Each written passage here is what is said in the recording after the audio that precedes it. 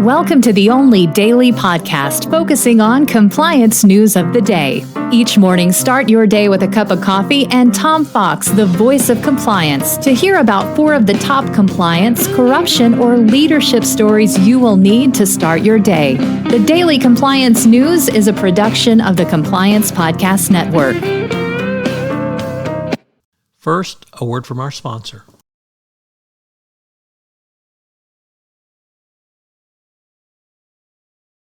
The Daily Compliance News for June 17, 2023, the Glenda Jackson Tribute Edition. We're going to hold that story till the end. Our compliance stories today begin with from Richard Vandeford reporting from the Wall Street Journal Risk and Compliance Journal. CoinEx will leave the U.S. after settling a state of New York lawsuit. The Hong Kong-based CoinEx will turn over about $1.8 million and not be a broker-dealer in New York or anywhere else in the United States. In a really troubling story from ESPN, the NBA, National Basketball Association, has suspended Ja Morant for 25 games based upon his conduct detrimental to the league. This was based on his second public incident where he was shown with firearms. And we're not quite sure why he continues this erratic behavior, but it is certainly very troubling, and we can only hope that he can get some help and get away from the people who are influencing to him engage in such behavior. Next up from Bloomberg, a story about the effects of corruption in Johannesburg.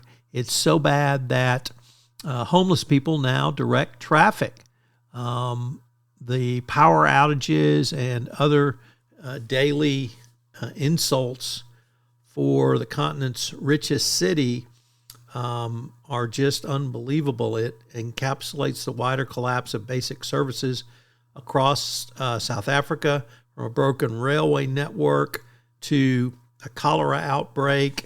And the dysfunction is a governance and governmental crisis.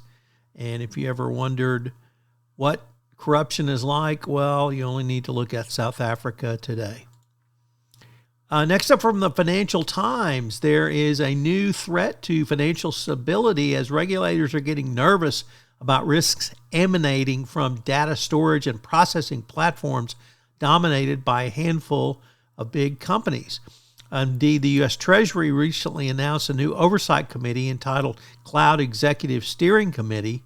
And with all the other issues around data privacy, ChatGPT, or others, the investors and financial services folks need to wake up for the really key blind spot here.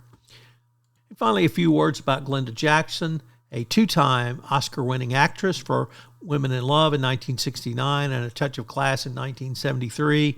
I got to see her live about 3 or 4 years ago when she played King Lear on Broadway. It was just a stunning performance from an 80-year-old actress and a stunning interpretation to have a woman play King Lear. So she had a life fully lived.